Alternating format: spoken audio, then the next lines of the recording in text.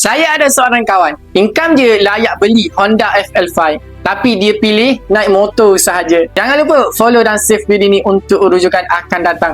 Saya tanya, kenapa tak beli kereta? Dia jawab, mentor dia pesan Tuan Haji Muhammad Zulkifli Syafi'i, kalau beli kereta loan, yang hilang bukan kereta, tapi kemampuan menabung RM1,000 sebulan. Ramai orang hari ini silap faham. Ingat, mampu beli sama dengan mampu tanggung. Padahal lepas beli, simpanan habis, aset tak bertambah. Kawan saya ikut betul-betul nasihat mentor. Dia kekalkan gaya hidup sederhana, tapi menambung RM1,000 sebulan dan tukarkan duit kepada emas. Emas ni senyap je tapi bekerja. Tak nampak gaya tapi nilainya terkumpul.